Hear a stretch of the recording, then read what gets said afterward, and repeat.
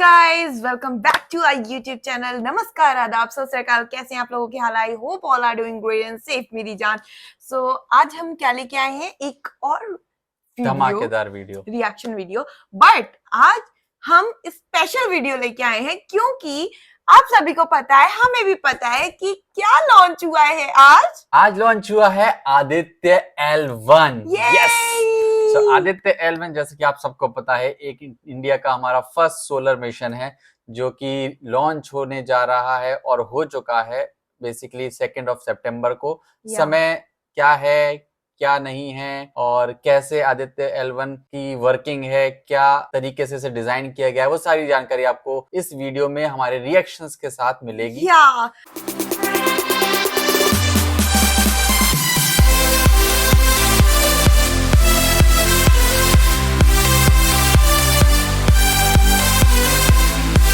क्योंकि हमें भी कुछ चीजें नहीं पता है और हमें पता होनी चाहिए, आपको भी पता होनी चाहिए। तो हमने सोचा क्यों ना इस वीडियो को इस तरीके से बनाया जाए कि आप लोगों को भी पता चल जाए और हमें भी पता चल जाए। तो हमारी क्या रिएक्शन है उस पे, हमारी क्या टिप्पणी है, तो हम आपको बताएंगे। और आपको कैसा लगता है आप भी कॉमेंट करना और जय हिंद जरूर लिखना कॉमेंट बॉक्स में।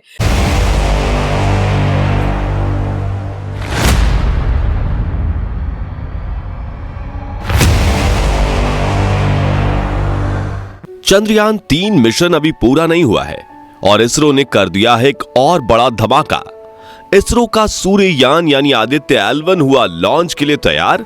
चांद के बाद अब सूरज पर भी राज करेगा भारत। साथियों, ऐसा नहीं है कि सिर्फ भारत ही सूरज की स्टडी कर रहा है, बल्कि दुनिया की कई स्पेस एजेंसीज अपने सन मिशन पर काम कर रही हैं, जिनमें नासा ने 12 अगस्त 2018 के दिन अपने पार्कर सोलर प्रोब को सूर्य की स्टडी करने के लिए तो भेजा था।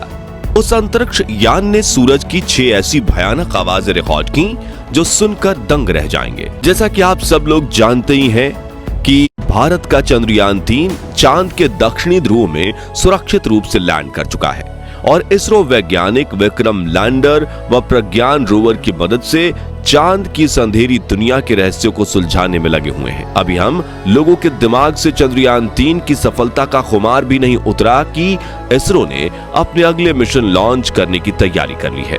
जी हां दोस्तों, इस वक्त इसरो के वैज्ञानिक पूरी तरह जोश में आ चुके हैं और उनका प्लान एक के बाद एक मिशन लॉन्च करने का है। हमारे वैज्ञानिकों की इस स्पीड को देखकर नासा और रॉसकॉस्मॉस के वैज्ञानिक भी दंग रह गए हैं, क्योंकि उन्होंने अपने सपने में भी नहीं सोचा था कि इसरो इतनी जल्दी अपने स्पेस मिशन लॉन्च कर सकता है। तो चांद के रहस्यों से पर्दा हटाने के साथ साथ अब इसरो सूर्य के राज खोलने के लिए भी कमर कस चुका है। और अगर सब कुछ सही रहा तो हो सकता है कि आपको ये वीडियो मिलने से पहले ही हमारा सूर्ययान लॉन्च हो चुका होगा। और अगर सब कुछ सही रहा तो ये होगा ही। तो क्या है इसरो का ये सूर्य मिशन, ये कब लॉन्च होने वाला है और इसरो इस मिशन में क्या क्या रिसर्च करेगा, ये सब कुछ हम आज आपको इस वीडियो में बताने वाले हैं, इसलिए इसे अंत तक जरूर देखिएगा। दोस्तों, हमारा सूर्य पृथ्वी से 14 करोड़ 95 लाख किलोमीटर दूर है। ये इतनी ज्यादा दूरी है कि लाइट को भी सूर्य से पृथ्वी तक पहुंचने में 8 मिनट 20 सेकंड का समय लग जाता है। पृथ्वी से सूर्य और चंद्रमा दोनों लगभग एक ही आकार के दिखाई देते हैं, लेकिन हकीकत में इनका साइज एक जैसा बिल्कुल भी नहीं है। आप ये जानकर हैरान रह जाएंगे कि सूर्य का व्यास हमारे पृथ्वी से 109 गुना बड़ा है, या यूं कहें कि सूरज का आकार इतना बड़ा है कि एक सूर्य के अंदर 13 लाख पृथ्वी समा सकती है। यह पृथ्वी से चांद के जितना छोटा सिर्फ इसलिए दिखाई देता है क्योंकि चंद्रमा के मुकाबले यह हमारे पृथ्वी से काफी ज्यादा दूर है। पृथ्वी पर जीवन संभव होने के पीछे भी सूर्य का बहुत बड़ा महत्व है, क्योंकि अगर सूर्य नहीं होता तो पृथ्वी इतनी ज्यादा ठंडी हो जाएगी कि इस पर जीवन नहीं बचेगा। लेकिन सूर्य क्योंकि एक विशाल तपता हुआ आग का गोला है और ये हमसे बहुत ज्यादा दूर भी है, इसलिए चंद्रमा की तुलना में सूर्य पर अब तक कम ही रिसर्च हो पाई है। और इसीलिए इसरो अब अपना अगला space mission Aditya L1 launch करने जा रहा है, जिसे लोग सूर्ययान भी कह रहे हैं। तो क्या है इसरो का ये सूर्ययान मिशन और कब ये लॉन्च होगा, चलिए इसके बारे में एक मिनट, सबसे पहले तो इसरो वालों को बहुत बहुत बधाई और शुभकामनाएं, ब्लेसिंग्स कि ये मिशन भी सफल हो और इंडिया एक बार और अपना मतलब परचम बुलंद करे और हम प्राउड फील कर पाए। जो भी है इतना किया भी ना, बट मुझे पूरा 99.9% जो है मुझे पूरा श्योर हूँ कि ये सक्सेसफुल होगा, बिल्कुल होगा। बट कुछ भी होता है, मैं बात नहीं कर रही नेगेटिव चीज की, बट ये चीज सोचना और इतना करना और बैक टू बैक मतलब विद इन 15 डेज इतना सब प्लान करना और इतनी अच्छी तैयारी करना, रॉकेट लग चुका है, सब कुछ हो चुका है, तो काबिले तारीफ है कि इसरो की टीम को हेड्स ऑफ है कि इतने मतलब नासा वाले इतने एक्सपेंसिव बजट बनाते हैं फिर भेजते हैं। हम लोगों ने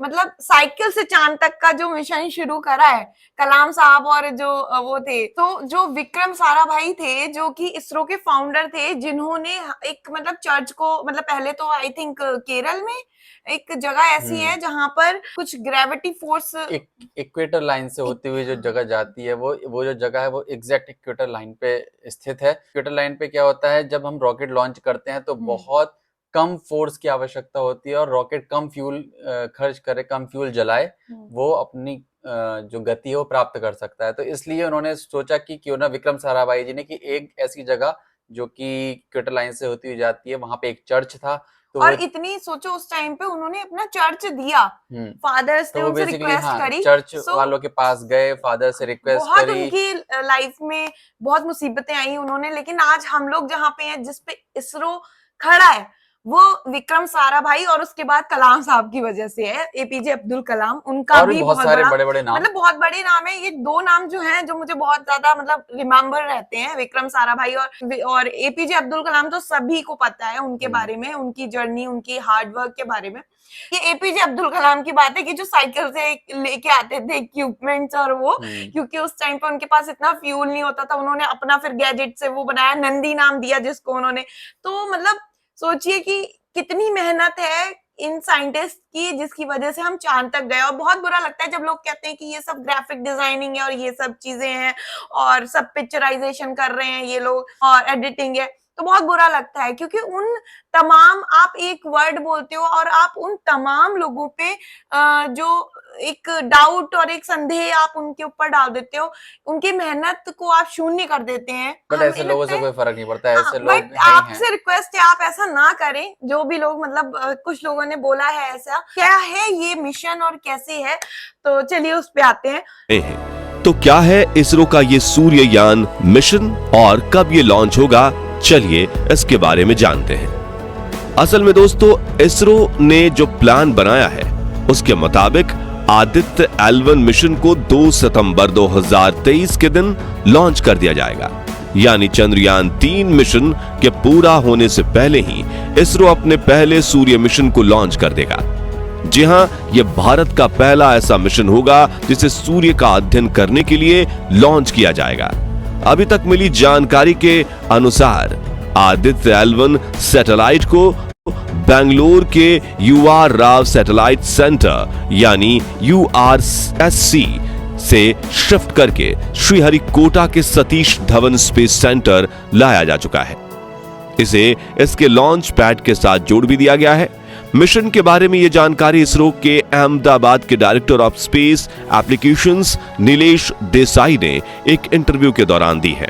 जैसा कि हमने आपको बताया, ये एक सैटेलाइट मिशन होने वाला है, यानी इसमें चंद्रयान 3 की तरह कोई लैंडर या रोवर को सूर्य पर नहीं उतारा जाएगा, क्योंकि ऐसा संभव नहीं है। असल में सूर्य की सतह का तापमान 5600 डिग्री सेल्सियस के करीब रहता है। यह टेम्परेचर किसी भी धातु को पलक झपकते पिघला सकता है। ऐसे में सूर्य पर लैंड करना पॉसिबल ही नहीं है। इसे एक मिनट सिर्फ मतलब ये तो कुछ लोग ये सोच रहे हैं कि सूर्य पे लैंड करवा रहे हैं, वहां की खोज करेंगे, तो ये चीज नहीं है। एक्चुअल में वो सूर्य पे लैंड नहीं करवा रहे हैं, तो क्यों, कहां भेज रहे हैं? दरअसल प्लान के अनुसार इसरो वैज्ञानिक इस सैटेलाइट को सूर्य व पृथ्वी के सिस्टम में लार्गरेंज पॉइंट 1 जिसे L1 कहा जाता है, उसके एक स्पेशल हैलो ऑर्बिट में स्थापित करने वाले हैं। ये एक ऐसा ऑर्बिटल पॉइंट है जहां से सूर्य को ऑब्जर्व करने में आदित्य एल1 को कोई भी चीज परेशान नहीं करेगी। यहाँ हमारे सूर्ययान और सूर्य के बीच सौरमंडल का कोई ग्रह, किसी ग्रह की परछाई या दूसरी कोई भी स्पेस ऑब्जेक्ट नहीं आएगा और हमारा यान जब तक चाहे तब तक लगातार सूर्य पर रिसर्च करेगा। आपको बता दें कि एल1 नाम का यह पॉइंट पृथ्वी से करीब 15 लाख किलोमीटर दूर है और यहां सिर्फ पहुंचने में ही आदित्य एल1 को तकरीबन 4 महीने का समय लग जाएगा। इसके बाद ये 5 साल 3 महीने तक सूर्य का अध्ययन करेगा। बहुत से लोग ये भी क्वेश्चन करते हैं कि नासा वाले तो इतनी जल्दी पहुंच जाते हैं लेके अपने यान को, और हम लोग इतना समय क्यों लगता है। इससे बड़ी सुंदर बात जो हमारे इसरो के चीफ हैं सोमनाथ, डॉक्टर सोमनाथ, उन्होंने बोला था कि पहली चीज मेरे दिमाग में जो आई, एक तो कम बजट, ठीक है, ऊपर से सक्सेसफुल, मायने ये नहीं रखता कि कितनी जल्दी और कितनी लेट पहुंचता है, मायने ये लगता है, हाँ यही बोला था, मायने ये रखता है कि हम वहां पहुंचे और सक्सेसफुली लैंड किया जहां पे कोई नहीं लैंड किया था, तो ये मैटर करता है। तो जब अपने ही कंट्री वाले जब ऐसे क्वेश्चन करते हैं तो दुख होता है। लाइफ में भी एप्लीकेबल है कि हमारा रिजल्ट मैटर करना चाहिए, हम देर से करें उसको अचीव या जल्दी करें, बट हमें पूरी मेहनत करनी चाहिए। मन में ये सवाल आ रहा होगा कि सूर्य तो हमें जीवन देता है और ऐसा भी नहीं है कि हम इंसान सूर्य पर जाकर बच सकें, फिर इसरो मिशन में ऐसा क्या खोजने की कोशिश कर रहा है जो हम इंसानों को मालूम नहीं है। असल में दोस्तों, सूर्य की गतिविधियों और उसकी वजह से स्पेस वेदर पर पड़ने वाले प्रभाव को ऑब्जर्व करने के लिए यह मिशन लॉन्च किया जा रहा है। आपने बिल्कुल सही सुना, जिस तरह पृथ्वी पर हम अलग अलग वेदर यानी मौसम को एक्सपीरियंस करते हैं, वैसे स्पेस का भी अपना एक अलग वेदर सिस्टम होता है जिसका प्रभाव हमारे पृथ्वी और सूर्य के इर्द गिर्द खुले स्पेस में देखने को मिलता है। ऐसा होने की वजह आमतौर पर वो छोटे छोटे पार्टिकल्स होते हैं जो एनर्जी के तेज धमाके के साथ हमारे सूर्य से निकलते हैं और इन्हीं को हम सोलर फ्लेजर्स या सोलर विंड के नाम से जानते हैं। जैसे पृथ्वी पर मौसम का प्रभाव हमारे वातावरण और हमारी निजी जिंदगी पर पड़ता है, ठीक वैसे ही स्पेस वेदर सैटेलाइट, जीपीएस और पावर ग्रिड जैसी चीजों को प्रभावित करती हैं। जब स्पेस वेदर ज्यादा खराब होती है तो हमारी इन सभी टेक्नोलॉजीज पर बुरा प्रभाव पड़ता है। इसी के चलते दुनिया भर के वैज्ञानिक स्पेस वेदर को स्टडी करते हैं ताकि उन्हें यह पता चल सके कि सूर्य से निकलने वाले ये तूफान कब आते हैं, इनका किन किन चीजों पर क्या क्या प्रभाव पड़ता है और सबसे जरूरी, इनसे बचा कैसे जा सकता है। इसी चीज की स्टडी करने के लिए हमारे इसरो वैज्ञानिक आदित्य एल1 मिशन को लॉन्च कर रहे हैं। सूर्य की सबसे बाहरी परत कोरोना कैसे बनती और बदलती है, ये इतनी गर्म कैसे होती है और इसमें विस्फोट क्यों होते हैं, सूर्य के चारों तरफ मौजूदा छोटे मोटे पार्टिकल्स स्पेस को कैसे प्रभावित करते हैं, सूर्य का मैग्नेटिक फील्ड कैसे काम करता है और सोलर विंड कब, कैसे और क्यों बनती है, ये सब कुछ पता लगाना ही हमारे इस मिशन का मुख्य उद्देश्य है। इन सब चीजों का पता लगाने के लिए आदित्य एल1 सैटेलाइट को 7 अलग अलग साइंटिफिक इंस्ट्रूमेंट यानी पेलोड्स से लैस करके भेजा जा रहा है, जिनके नाम है visible emission line coronagraph, solar ultraviolet imaging telescope, solar low energy X-ray spectrometer, Aditya solar wind particle experiment ASPEX, PAPA और आर्थर डिजिटल मैग्नेटोमीटर। इसमें शुरुआत के 4 पेलोड्स रिमोट सेंसिंग हैं और बाकी 3 इन सिटू पेलोड्स। अब ये क्या होता है, चलिए इसके बारे में आपको समझाते हैं। असल में दोस्तों, स्पेस के अंदर जिन साइंटिफिक इंस्ट्रूमेंट्स का काम स्पेस ऑब्जेक्ट के बिना नजदीक जाए दूर से उन्हें ऑब्जर्व करना होता है, उन्हें रिमोट सेंसिंग पेलोड्स कहा जाता है, जैसे कोई स्पेशल कैमरा, सेंसर या टेलीस्कोप आदि। वहीं दूसरी तरफ ऐसे साइंटिफिक इंस्ट्रूमेंट जो ऑब्जेक्ट के करीब जाकर या उनसे सीधा संपर्क करके उन्हें स्टडी करते हैं, उनको इन सिटू पेलोड्स कहा जाता है। और हमारे इसरो वैज्ञानिक अपनी इस रिसर्च को दोनों ही तरह से पेलोड की मदद से अंजाम देने वाले हैं। आपको बता दें कि सूर्य को स्टडी करने के लिए अभी तक इस तरह के सिर्फ 4 मिशन लॉन्च किए गए हैं। इसमें 2 नासा ने खुद अकेले लॉन्च किया है, 2 ESA के द्वारा, और यानी आदित्य एल1 इस तरह का सिर्फ 5वां मिशन होने जा रहा है। और ये अपने आप में इसरो के साथ साथ पूरे भारत के लिए बहुत बड़ी उपलब्धि व एक बहुत बड़ा कीर्तिमान है। अगर आप चाहते हैं कि चंद्रयान 3 की तरह हमारा सूर्ययान भी सफल हो तो कमेंट बॉक्स में इसरो वैज्ञानिकों को शुभकामनाएं जरूर। अच्छा लग रहा है और सच में, और आप भी अगर आप चाहते हो इसरो की टीम को बहुत सारी बधाई, जल्दी जल्दी ब्लेसिंग्स, और जितना हम पॉजिटिविटी फैला पाए, कहते हैं ना कि लॉ ऑफ अट्रैक्शन वर्क्स, तो जितना हम अपना लिखते हैं पॉजिटिव वर्ड लिखते हैं, तो जल्दी से कमेंट बॉक्स में लिख दो जय हिंद और बेस्ट विशेस, और अपने सारे गुड लक्स इसरो टीम को दे दो। सक्सेसफुल ये मिशन होना ही चाहिए, बिल्कुल होना चाहिए, और हम कामयाब होकर रहेंगे। ये सब 5 में सक्सेसफुल में आने चाहिए। हम ना बहुत ही खुशी हो 4 रही है। महीने बाद हम एक और जश्न मना रहे हूँ। अच्छी लगी तो फिर लाइक शेयर सब्सक्राइब करना मत भूलना, और अगली वीडियो का इंतजार करना। हाँ, थैंक यू सो मच। भर के दुआ में याद रखना, ख्याल रखना और रखना।